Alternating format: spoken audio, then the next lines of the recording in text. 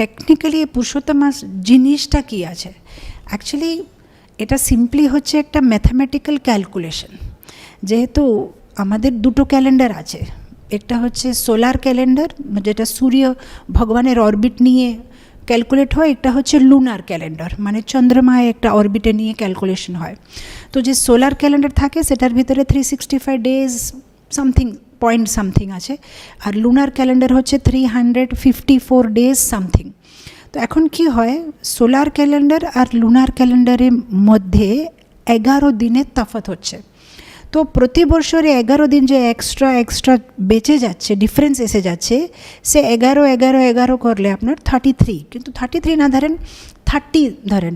তো যখন দেখছে 29-30 এক্সট্রা দিন হয়ে গেছে, তখন সে এক্সট্রা দিন সবাইকে জুড়ে নিয়ে একটা মাসের সৃষ্টি করা হয়েছে, মানে এটা অধিক মাস, এক্সট্রা মাস। তো কি হবে তখন, প্রতি 32 মান্থস মানে পুরো 32 মান্থস হওয়ার পরে এই যে 11 এক্সট্রা দিন আছে সব মিলে একটা মাস। তো 32 মান্থস আছে আর আপনার 16 ডেজ 8 ঘড়ি। সো এভরি 32 মান্থস 16 ডেজ 8 ঘড়ি পরে একটা অধিক মাস আসবে।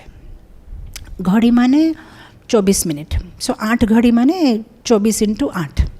তো এটা হচ্ছে মানে টেকনিক্যাল রিজন কেন এই অধিক মাসটা এসেছে, যেহেতু এক্সট্রা দিন বেঁচে যাচ্ছে। তো যখন এক্সট্রা দিন সব জুড়ে এই যে অধিক মাসে সৃষ্টি করা হলো মলমাস। মানে মলমাস কেন বলছে, মল মানে মল, মানে যে মাসে কিছু ভালো কাজ হয় না সেই জন্যে তাকে মলমাস বলা হয়ে গেছে। সো অ্যাকচুয়ালি বাইরের লোকেরা বাইরের জগতে বলছে এটা অধিক মাস, এক্সট্রা মাস, আনওয়ান্টেড মাস, মলমাস, কিন্তু বৈষ্ণব আচার্য বলছে হ্যাঁ এটা অধিক মাস। নামটা খুব ভালো আছে, যেহেতু এখানে 1 মালা করলে 1000 মালার ফল পাবো, সেই জন্য এটা হচ্ছে অধিক মাস। কম করো অধিক পাবো, বেশি করে পাচ্ছি আমরা, এটা নামটা হচ্ছে অধিক মাস। কিন্তু ম্যাথামেটিক্যালি এটা না ওটার মিনিং, কিন্তু বৈষ্ণবাচার্য রসিকাচার্য ওরা প্রতি জিনিসে একটা খুব ভালোভাবে তাকে অলঙ্কার করে বলে।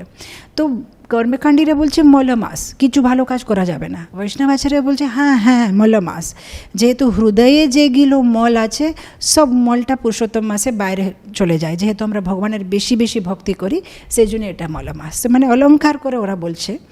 যখন এই মাসটাকে মলমাস বলা হচ্ছে, অধিক মাস বলা হচ্ছে, তখন একটা ঘটনা ঘটেছে।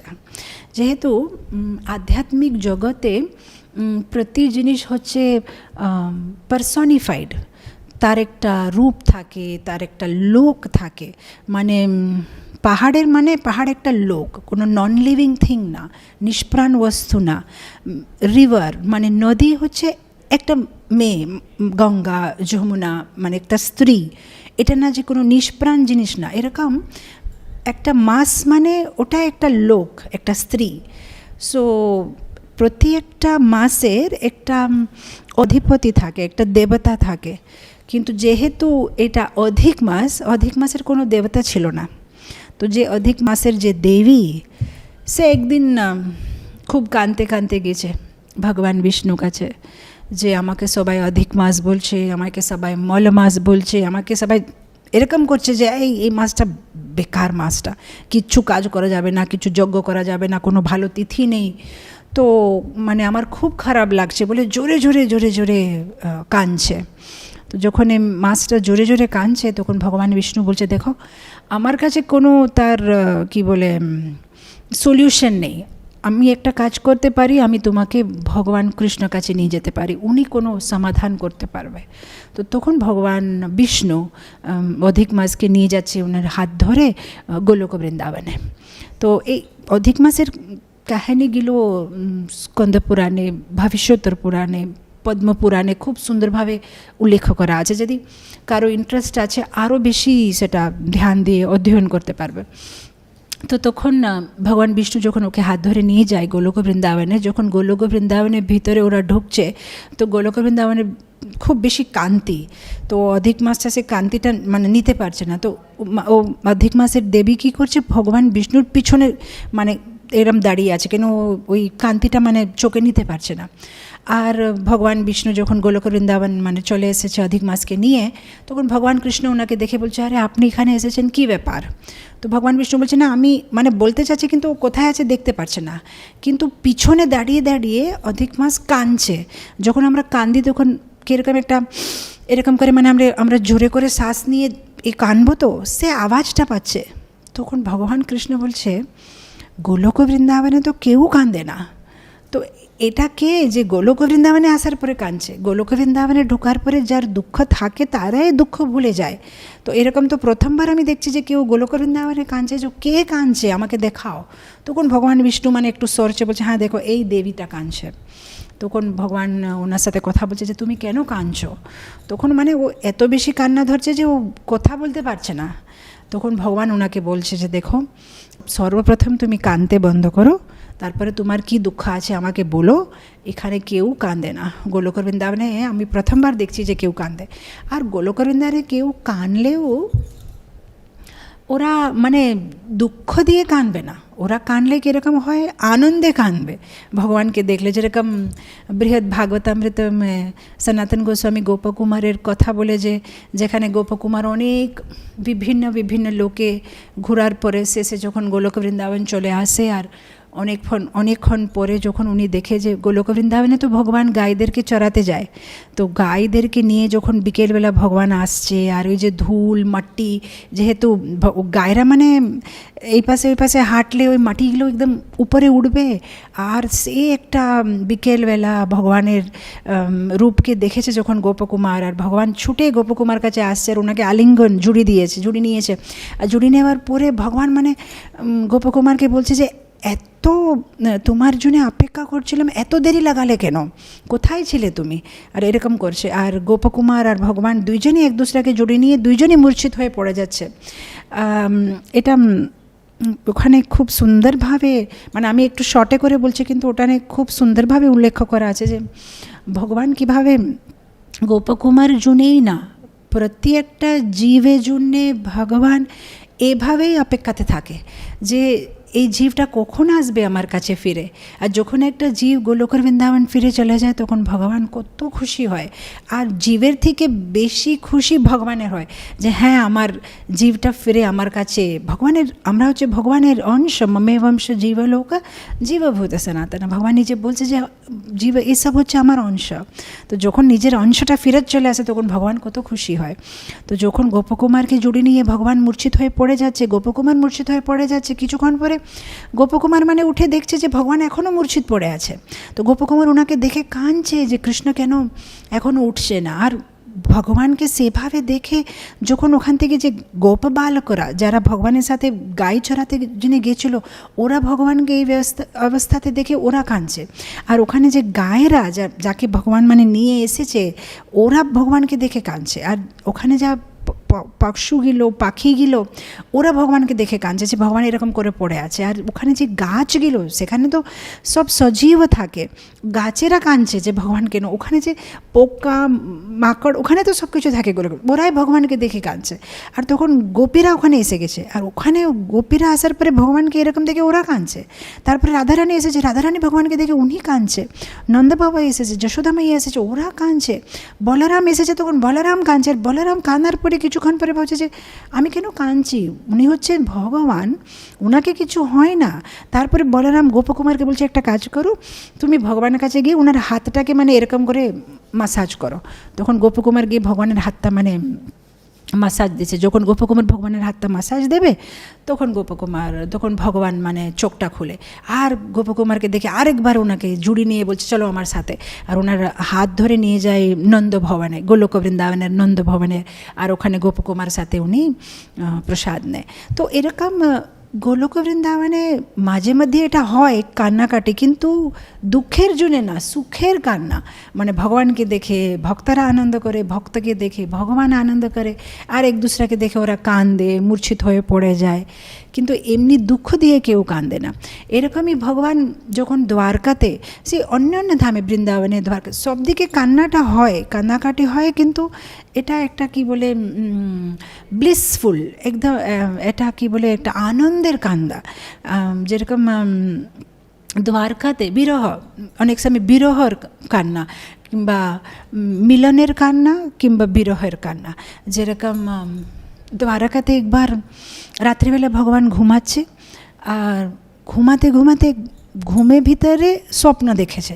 আর স্বপ্ন মানে, ভগবানের স্বপ্ন মানে কীরকম স্বপ্ন, যেই লীলাগুলো বৃন্দাবনে হয়েছিল সেটা ভগবানের বারবার স্মরণে আসতে থাকে। আর যখন ওই লীলাগুলো স্মরণে আসে তখন ভগবান কান্দে। তো একবার ভগবান স্বপ্নতে ওই লীলাগুলো দেখছে যে ভগবান এই ঘটনাটা দানকেলি কৌমুদীতে আছে, কিভাবে ভগবান দাঁড়িয়ে আছে আর দূরে থেকে দেখছে যে রাধারানী আর গোপিকারা, ওরা সবাই মাথার উপরে দই আর দুধ আর মাখন আর সব কিছু মথুরা যাবে বিক্রি করতে জন্য, মাথার উপরে একটা পটের উপরে আর একটা পট এরকম করে নিয়ে চলে যাচ্ছে। আর দূরে থেকে যখন ললিতা, বিশাখা, গোপীরা সবাই চলে যাচ্ছে, তখন ললিতা রাধারানী কানে করে জিজ্ঞেস করছে যে কোন পথে যাব, কোন পথটা নিলে ভালো হয়। তো রাধারানী বলছে, এরকম কেন জিজ্ঞেস করছো, প্রতিদিন যে পথে যাই সেই পথে যাব। তো বলছে ঠিক আছে, তাহলে সেই পথে যাবে। আর তার কিছুক্ষণ হাঁটার পরে ললিতা বলছে, আরে আমরা ভুল জায়গাতে এসে গেছি, এই দেখো কে আমাদেরকে ধরে নিয়েছে, এ তো সামনে কৃষ্ণ দাঁড়িয়ে আছে। আর কৃষ্ণ ওদেরকে দেখে খুবই খুশি, এদেরকে মানে একদম ধরে নিয়েছে। বলছে কোথায় যাচ্ছ তোমরা? তো এরা বলছে কোথায় যাচ্ছি মানে আমরা মথুরা যাচ্ছি। কিসের জন্য? বলছে ওই দুধ দই সেটা বিক্রি করবো আর কি, তো সেজন্যই যাচ্ছি এখান থেকে। তখন ভগবান মানে রেগে বলছে যে তোমরা এত সরলভাবে বলে দিয়েছো যে আমরা মথুরা যাচ্ছি। মথুরা যাচ্ছি মানে কি, এই যে তোমরা যে পথটা নিয়েছো, যে রাস্তাটা নিয়েছো, এটা তোমার বাপের রাস্তা না যে তুমি এমনি করে চলে যাবে, তোমাকে তো কর দিতে হবে। তুমি যদি এখান থেকে যাবে, এই রাস্তাটা তুমি যদি ইউজ করবে, তাহলে তোমাকে কর দিতে হবে। তো এরকম করে ভগবান তর্ক করতে আরম্ভ করেছে। তখন রাধারানী, গোপীরা তো ওরা তো মানে মাথাটা নাক পর্যন্ত তো ঢেকে থাকে, তো রাধারানী এসেছে বলে ভগবান দেখতে পাচ্ছে না। তো রাধারানী ললিতার কানে বলছে যে আমরা ভুল করে এই পথে চলে আসলাম, অন্য পথটা নিলে ভালো হতো, এখানে শুধু শুধু এখন এই কৃষ্ণর সাথে তর্ক হবে। তখন ললিতা বলছে যে কিন্তু তোমাকে জিজ্ঞেস করেছিলাম, তুমি বললে যে এই পথে যাব, আমার কি দোষ? তো এরা দুজন কথা বলছে। তখন ভগবান কৃষ্ণ বলছে, ও আমি তো দেখি না তো, আচ্ছা রাধারানী এসেছে তোমাদের সাথে, ও আমি তো ভাবলাম যে ও আসেনি, আচ্ছা রাধারানী এসেছে, ওহো। আর তারপরে ভগবান মানে নাটক করতে আরম্ভ করছে, যেই দেখেছে রাধারানী আছে। তখন ভগবান বলছে, ওরে ললিতা, আজকে একটা মনের কথা বলি, বিধাতা আমার সাথে খুব মানে কি বলে অন্যায় করেছে। এত সুন্দরী রাধাকে আমার সাথে বিয়ে না দিয়ে কোনো একটা লোক সাথে বিয়ে দিয়ে দিয়েছে। যদি আমার সাথে বিয়ে হতো রাধারানীর, তাহলে আমি খুব ভালোভাবে ওনাকে রাখতাম। এখন ওনার পতিটা কীরকম, এত সুন্দরী স্ত্রী হলেও বাজারে পাঠিয়ে দিচ্ছে মাখন বেচতে জন্যে। কিন্তু আমার যদি রাধারানী আমার যদি স্ত্রী হতো, আমার সাথে যদি বিয়ে হতো, তাহলে আমি রাধারানীকে খুব ভালোভাবে রাখতাম, যত্ন করে রাখতাম, সোনার কাঠের উপর বসিয়ে রাখতাম, সোনার কি বলে এটার উপরে রাখতাম, আমি সোনার কাঠ উপর রাখতাম, কিংবা সোনার একটা বেডের উপর রাখতাম। তো অনেক মানে বড় বড় কথা বলছে। তখন ললিতা বলছে, দেখো তুমি বেশি বেশি কথা বলবে না, প্রথম তো তুমি পাবে কোথায় থেকে সোনার এটা, আর যদি পেয়ে যাও কেউ চুরি করে নেবে তখন কি করবে? তখন ভগবান কৃষ্ণ বলছে, ঠিক আছে, যদি কেউ সোনার কাঠটা চুরি করে দেবে, তাহলে আমি হৃদয়ে রাখবো, রাধারানীকে আমি হৃদয়ে রাখবো, আর আমার মনের ফুল দিয়ে ওনাকে সাজাবো, আর চোখের কানা দিয়ে ওনার অভিষেক করব। তো যখন এরকম বড় বড় কথা বলছে, তখন ললিতা হাসে বলছে, আচ্ছা তুমি এত বড় বড় কথা বলছো, কিন্তু তোমার হৃদয়টা হচ্ছে কালো, তো কালো হৃদয়ের ভিতরে রাধারানীকে রাখবে? তখন কৃষ্ণ বলছে, দেখো তুমি আমার শরীরের রঙের কথা বলবে না, এই কালো রঙটা হচ্ছে খুব সুন্দর রঙ, তুমি বুঝতে পারছো না। তোমার যে মাথার কেশ আছে সেটা কালো আছে, তোমার চোখের তারা আছে সেটা কালো আছে, তুমি যে এখন যমুনা নদীর কাছে থেকে জল নিয়ে আসলে সে যমুনা নদী কালো আছে, আর যখন মেঘটা কালো হয়ে যায় তখন বৃষ্টি পড়ে, আর বৃষ্টি পড়লে সবাই খুশি থাকে। তো কালো রঙটা হচ্ছে খুবই বেশি স্পেশাল, তুমি কালো রঙের কথা উঠাবে না। কালো রঙ হলে কী হবে, আমি রাধারানীকে খুব ভালোবাসি। তো এইগুলো কথা হচ্ছে। তখন ভগবান হঠাৎ করে বলছে যে আমরা এইসব কথাগুলো কেন বলছি? কাজের কথা বলি, তোমার যে কর আছে সেটা করটা দো আর তোমরা এখান থেকে চলে যেতে পারো। তো সে এখন মানে তর্কাতর্কি হচ্ছে ললিতার বিশাখা থেকে। ললিতা একটু বেশি কি বলে ছিল, মানে জোরে কথা বলবে, একটু স্মার্টলি কথা বলবে ভগবানের সাথে, মানে কোনোদিন ওনাকে কেউ হারাতে পারবে না কথাতে। তো দেখুন ললিতা আরও কিছু মানে বলছে, তখন ভগবান বলছে দেখো আগে তোমরা কর দো তারপরে চলে যাও। ললিতা বলছে তোমাকে কেন দেবো, এই রাস্তাটা তোমার নাকি? তখন ভগবান বলছে না তুমি জানো না আমি রাজকর্মচারী, আমাকে কমসা রেখেছে এখানে। তখন ললিতা বিশাখা সব সখীরা হাসছে বলছে তোমরা হাসছো কেন? বলছে হাসবো না তো কী করবো, তুমি রাখাল জাতি আর তুমি বলছো তুমি রাজকর্মচারী, আর রাজা কমসা তোমাকে রাখবে বা কেন? তোমার ভিতরে না কোনো গুণ আছে না কোনো রূপ আছে, তুমি গুণে তো নানি চোর আছো, তোমার কোনো ভালো ক্যারেক্টার নেই, তোমার নাম ভালো নেই, তুমি চোরি করো অন্য লোকের বাড়িতে গিয়ে, আর দেখতে কীরকম রাজকর্মচারী, মানে দেখতে সে বৈভবটা থাকতে হবে, তোমার রূপটা কীরকম দেখো কালো কালো, আর তুমি বড় বড় কথা বলছো।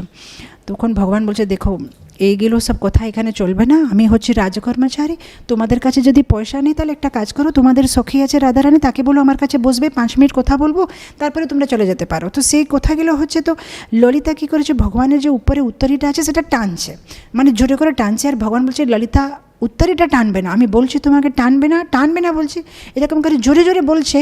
আর যখন ভগবান এরকম জোরে জোরে বলে চোখটা খুলে দেখছে, ও এটা তো স্বপ্ন, আমি তো দ্বারকাতে আছি। আর তারপরে যে ভগবান কাঁদতে আরম্ভ করেছে, ও আমার রাধা কোথায়, ও আমার ললিতা কোথায়, আমার বিশাখা কোথায়, আমার বৃন্দাবন কোথায়, আমি এখানে কোথায় যে চলে এসেছি। আর জোরে জোরে ভগবান যখন কাঁদছে তখন রুক্মিণী, সত্যভামা, সব বিভিন্ন রানীরা ওখানে এসে ওরা কাঁদছে ভগবানকে দেখে, যে ভগবান তো কাঁদছে, ভগবানকে চুপ করাতে পারছে না, কিভাবে চুপ করাবে, ভগবানকে বললে উনি মানে কারো কথা না, উনি লীন হয়ে কাঁদছে। আর যখন রানীরা কাঁদছে দেখে, এসে রোহিণী মাতা আসছে উনি কাঁদছে, দেবকী মাতা আসছে উনি কাঁদছে ভগবানকে দেখে, ওখানে যে কর্মচারীরা যারা কাজ করতে আসে তারা কাঁদছে, যে সৈনিকগুলো তারা ভগবানকে দেখে কাঁদছে, আর ভগবান কাঁদতে থাকছে, কেউ ভগবানকে চুপ করাতে পারছে না। তো এরকম আমরা দেখি দ্বারকা হো, বৃন্দাবন হো, গোলক বৃন্দাবন হয়, কান্নাকাটি হয়, কিন্তু এটা বিভিন্ন রকমের, কিন্তু এটা না যে কেউ দুঃখী আছে আর কারো কিছু দরকার আছে, প্রেমের কান্না, ভগবানের জুনে কান্না কিংবা ভগবানের মিলনে কান্না। তো ভগবান এইগুলো বলছে দেখো এটা তো গোলক বৃন্দাবন, তুমি কেন কাঁদছো, তোমার কি লাগবে? তখন অধিক মাসের দেবী বলছে যে আমাকে কেউ ভালোবাসে নেই, আমার কোনো দেবতা নেই, আমার মাসে কেউ কিছু ভালো কাজ করে না, আমাকে কেউ পছন্দ করে না। তখন ভগবান বলছে একটা কাজ করো, আমি তোমার সাথে বিয়ে করব, আজ থেকে তুমি আমার পত্নী।